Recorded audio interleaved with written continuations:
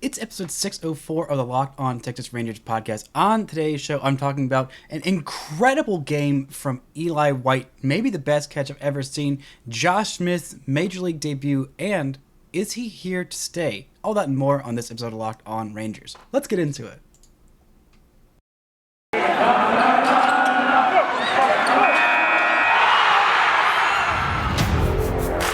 You are Locked On Rangers, your daily Texas Rangers podcast. Part of the Locked On Podcast Network, your team every day.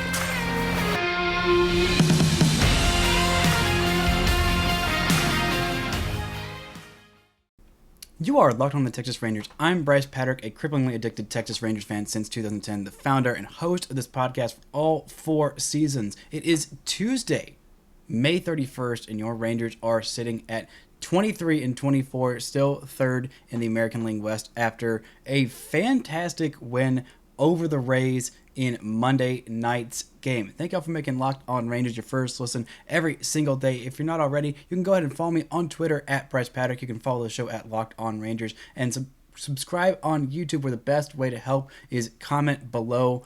It's going to be a little late on the audio edition. As you're listening to this, we're having some issues with our audio uploading platform. So you kind of have to check us out on YouTube, at least for the immediate future. But I want to talk about Eli White and Joshua H. Smith. A fantastic team win for the Texas Rangers, 9-5. They are 1 win away from being a 500 team, and they can do that heading into June. If you had told me at the beginning of the season they would be at 24-24 heading into the month of June, I would have been like, great.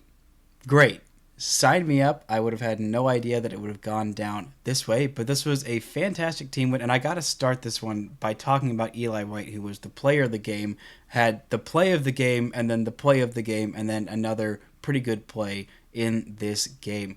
He absolutely robbed Ji-Man Choi. He saved Glenn Otto's bacon, and he robbed Ji-Man Choi in the very first inning. They already had 2 runners on, a walk by Wander Franco, and Randy Arozarena got hit by a pitch. There were already 2 runners on with just 1 out in the top of the first inning, and Ji-Man Choi steps up. And this guy has got some pop. He's got some real pop in his bat. A very strong hitter this season, an 828 OPS on the season so far. And he got robbed by Eli White, who made probably the best home run robbery I've ever seen. Now, he hits this ball right into about would have been the middle of the Rays pen in left center field. Eli White sees it, gets a beat on it. It goes 106 miles an hour off the bat. Really, really well struck. Eli White climbs a fence. It looks like he timed his jump just a little early, and he just keeps on floating and floating and floating, and boom. You think, no way he came up with that. What an amazing effort, but he didn't come up with it. And he comes down, and he holds the ball in his hands, and he throws it into second base. But the runner's already advanced. It's fine. Didn't matter. What a game-saving play. The Rays going up 3-0 in the top of that inning would have been really tough for the Rangers to come back. Now, even if they did get that home run, the Rangers still would have won 9-8, but it would have set a horrible, horrible tone. Would have been really tough to continue some momentum for Glenn Otto, who after that really buckled down and was pretty darn good in this one. But Eli White, that's not the only thing he did. He had the Eli White, 3 true outcomes. He had a home run, a amazing defensive play, and a bunt single. Now, the home run isn't really, if I was going to quantify what his thing would be, it'd probably be the strikeout would be another true outcome. He did have 1 strikeout, but he went 3 for 4. A really, really nice game for him. A 2-run bomb in the bottom of the second inning. And the Rangers, they really capitalized off of that momentum of stealing those 3 runs off of the board and put up some fantastic at-bats in their bottom of the first inning.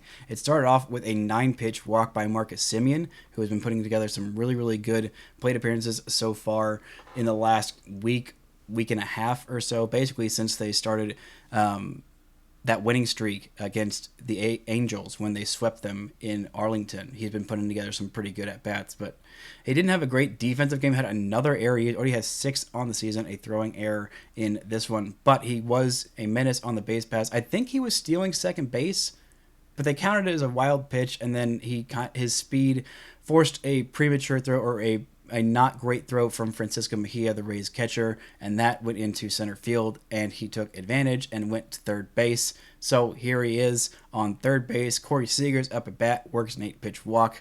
Then Mitch Garver comes up to bat, works an 8-pitch walk. There's only 25 pitches thrown by Drew Rasmussen before a ball was even put in play. That is what you want to do. That is how you put some pressure on the Rays starter, or on really any starter. And then in comes Cole Calhoun, and on the first pitch he sees of his at-bat, smacks the ball right the middle and scores those 2 runners, Seager and Semien, from second and third with those bases loaded. Now, the Rangers weren't able to do anything else with that, had a strikeout from Jonah Heim and Nathaniel Lowe, and Rex was out as well. But in comes the bottom of the second inning. One of the more fun moments of this game was Josh H. Smith getting his very first single, his very first MLB hit, and his very first plate appearance. But why was he up?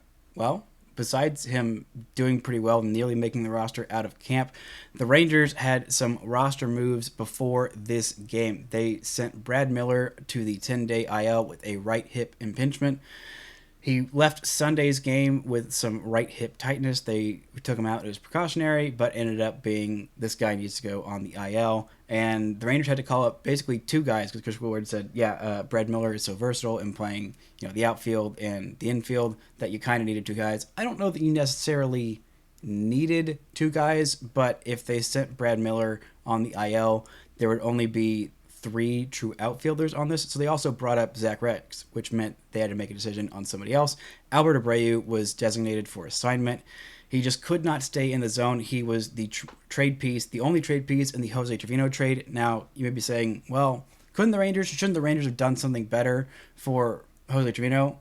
And, maybe, but they were in a tough place. They were going to have to cut bait with one of Jose Trevino or Mitch Garver. Obviously, they made the right decision. Garver has been amazing this season for the Rangers. And, Trevino's been all right for the Yankees. He's been fine, but he is a backup catcher, and I thought that Jonah Heim was too, and he's kind of proving me wrong that he is a starting caliber catcher, or at least, 1A, 1B with Garver when Garver is healthy, and that is something that's very, very valuable. But they took a chance on the guy with the high upside, the high velo, even though he couldn't keep a ball in the strike zone, couldn't stop walking guys. There's still something there, and he's going through waivers since he was DFA'd. Somebody else might claim him, but they'd have to keep him on their major league roster. I don't know if they will. I'm sure somebody will, but I don't blame them for not getting more for Jose Trevino. He is a backup catcher. There's only so much that you can get. Maybe they could have gotten something better, but they got a flyer worth taking in Albert Abreu. And maybe he'll stay with the Rangers, maybe not. I don't know. But it was definitely a chance worth taking. I'm going to get into this game a little bit more. There was some more great offense, just a fantastic offensive day for Rangers offense that is clicking from top to bottom. But first, I want to tell y'all about BetOnline. BetOnline are our partners, and they are the best place for all of your sports betting needs, sports info, all that kinds of stuff. You can find the latest odds, news, and sports developments, including this year's basketball playoffs, the NBA Finals, if you want to wager on that.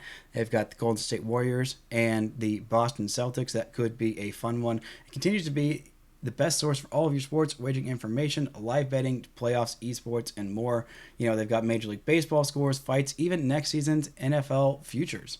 Head to the website today or use your mobile device to learn more about the trends in action. BetOnline, where the game starts. Now, this was, again, like I said, a fantastic team win by the Rangers. You don't score 9 runs on accident. You have a very, very methodical lineup and a very deep lineup. Corey Seager didn't end up getting a hit in this one.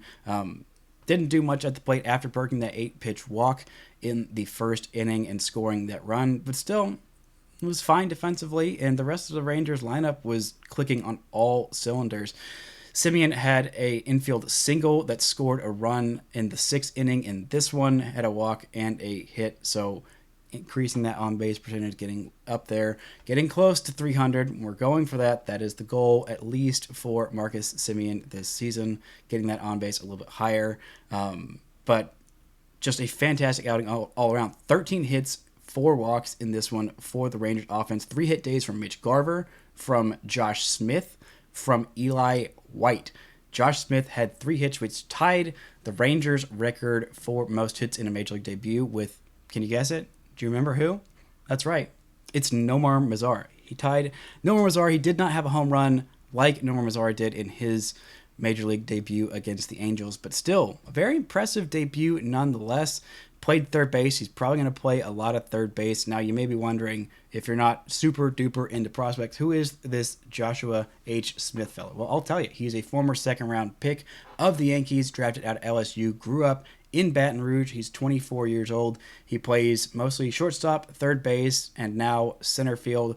Pretty much a utility guy. Like I said, he's 24 years old. He grew up in Baton Rouge, so very much a big LSU guy. Went there for 3 years and did pretty well. He's acquired in the Joey Gallo trade from the Yankees, who picked him in the second round a few years back.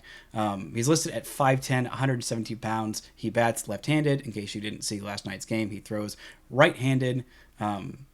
He's got an extremely disciplined approach. Very, very good at bats. Walks at a really, really good rate. Does not strike out a whole lot. Makes a lot of contact. And just, really advanced bat. He's also got a quick twitch athlete. Got some great hands. Pretty decent arm at shortstop. More than enough to field the position. Not like double plus or anything crazy so far that I've seen. But again, I haven't gotten a whole lot of looks at him. Going to get a whole lot more with him at the major league level. But has made some pretty decent leaps at some plays. Nothing too crazy in last night's game.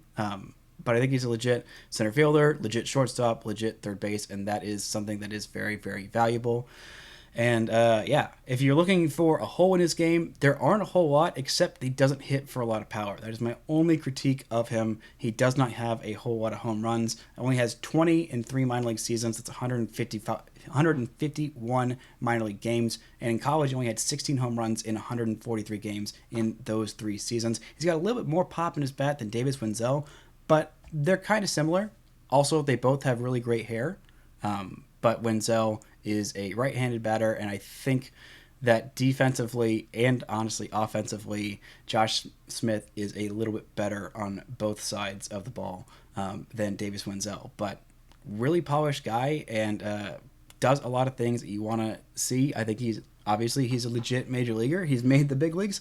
The dude status, as old tepid participation Lone Star Ball likes to coin guys who he thinks are going to be big leaguers one day. Dude status is officially revoked. He is just a big leaguer, and that is fantastic. His whole family was there except for his sister, who had just given birth, I believe, to her first child on Saturday. They were kind of joking like, hey, wouldn't it be funny if I made my major league debut on the same day that my sister was giving birth? Well, thankfully, the family had some time to go see the sister give birth, see him become an uncle, I believe, for the first time, or at least become an uncle to another child.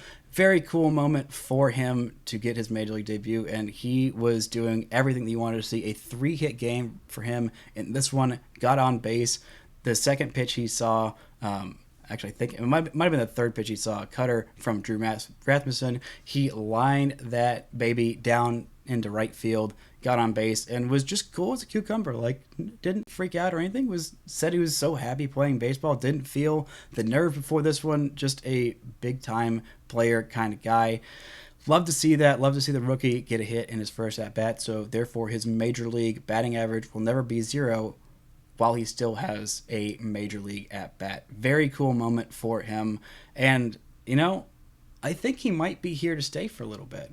I think he might be. He's got everything that you want in a guy who is versatile, a guy who might end up being more of a bench bat. I'm not sure if he's an everyday starter, unless he can start to develop a little bit more power. If you can't hit 10 home runs, 15 home runs, which, it might be there. He's still decently young. He is only 24 years old, still growing into his body just a little bit. Like I said, he was listed at under 180 pounds. Needs to put on a little bit of weight. I'm not sure how accurate that is. I haven't gone and weighed him, but that's just what Baseball Reference says. So he might have put on a little bit of weight, but a real gamer, really smart, knows what he wants to do at the plate, great baseball instincts, all those things that you love to see in a guy who is probably a utility, and at his best a super utility, which again, those are some valuable guys. So that's why I say I don't know that you necessarily needed to call a second person up for Brad Miller going on the IL. I mean, Rex is fine. He's fine. He's okay. Put up some decent numbers in AAA. Looked serviceable, if not great, when he's been at the major leagues for the Rangers. But again, I think Smith can play every outfield position. I don't think he's played a whole lot of left field. I know he's already started playing some center field. He has not yet played left field. So far for Round Rock, he has had 17 games at third base this season, 10 games in center field, 15 at shortstop, and just 1 at third base in the majors. So those are where he's played so far. I don't think it's that different playing left field versus center field. If you can play center field, you can definitely play left field. That's where they stick the guys who cannot field at all, is in left field. So I think he is capable of it. If the Rangers need him to go out there, they can. But what he said, he's going to get a lot of at-bats at third base, maybe take some time away from those guys who have been playing third base in Charlie Culberson and Andy Ibanez at this point, while Brad Miller is still on the IL. I'm not sure exactly how long he's going to be out, at least 10 days we know. But coming up, we can take a look at some of the other guys who he might be displacing and a little bit more from the Rangers offense in this Monday great win. But first, this word from our sponsors. So the guys who have been playing third base, Andy Ibanez, who I just talked about on yesterday's episode, he is starting to come out of his shell, hitting over 300 in his last 7 games, or the last 7 days. I have really liked what I've seen from him so far, and he's top 3 in defensive runs saved at third base, even though his offense has not quite been there. And, Josh Smith, overall offensively, I think is going to put together quite a bit at the big leagues. He hasn't even done that. He hasn't done, amazingly well at AAA so far this year. I mean, he's done fine. He's been serviceable. But he's been doing much, much better as of late. Not a great start to the season, but his OPS is over 800 at this point, on base of 382, slugged 422, 4 home runs, 2 triples, and 8 doubles in 40 games at Round Rock this year, where he was 2.8 years younger than the average player in that league. But again, I think he's ready. He wasn't doing anything amazing, but I would like to see him hit for a little bit more power. Everything else is exactly what I like. And I think the question of if he's going to stay up or not is how many at-bats is he regularly going to get? Because the Rangers really like Eli White.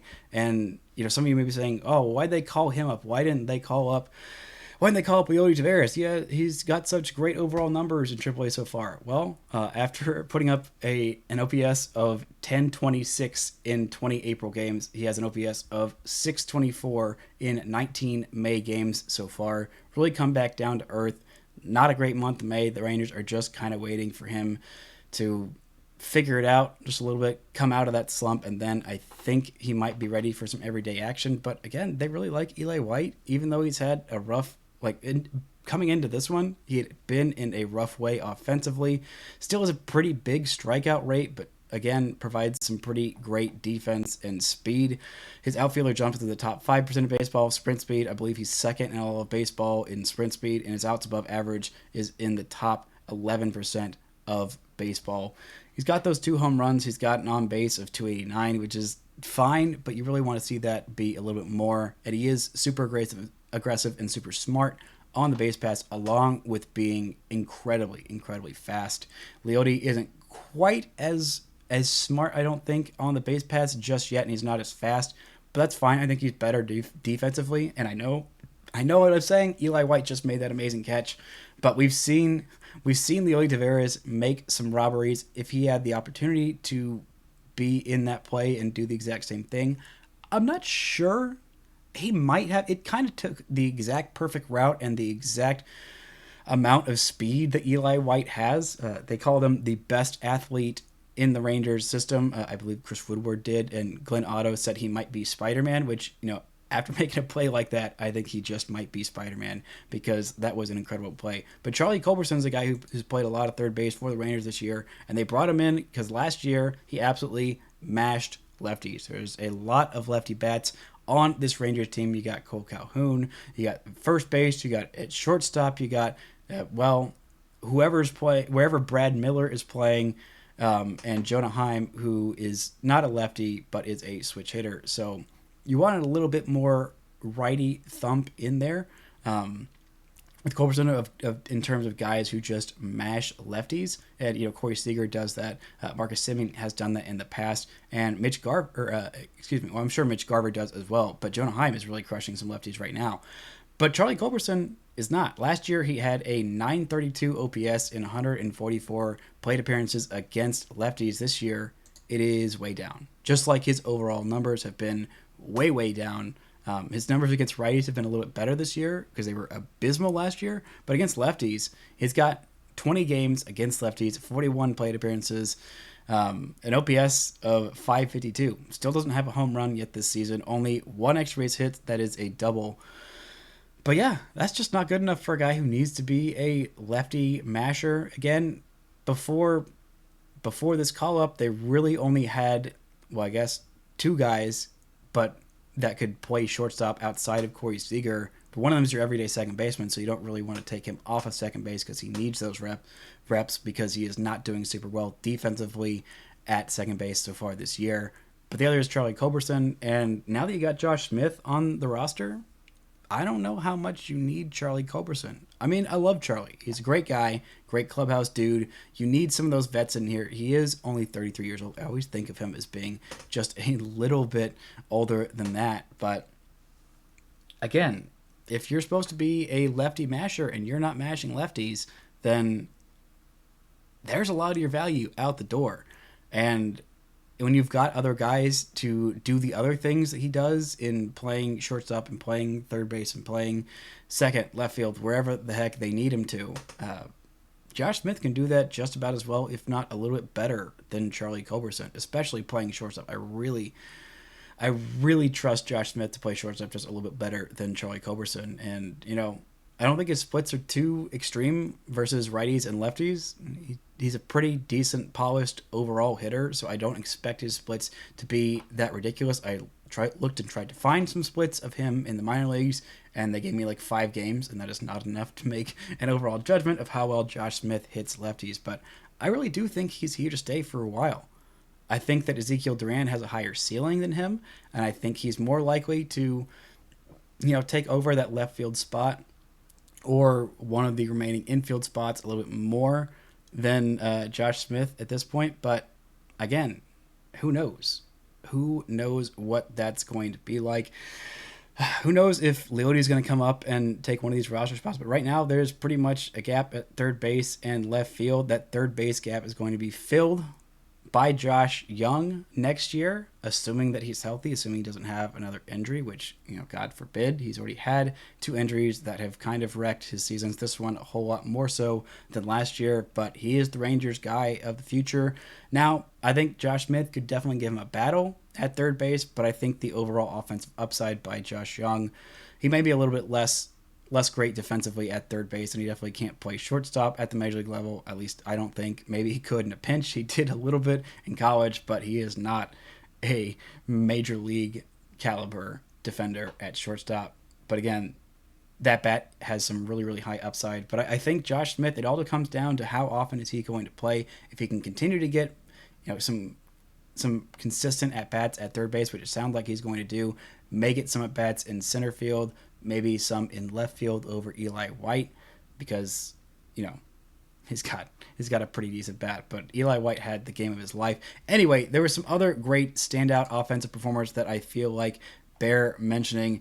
Garver had a fantastic day. His first 3-hit game with the Rangers, had a pair of doubles, also had a walk in this one in the first inning, a pair of RBIs. Cole Calhoun had a 2-hit game, a 3 RBI game. Fantastic.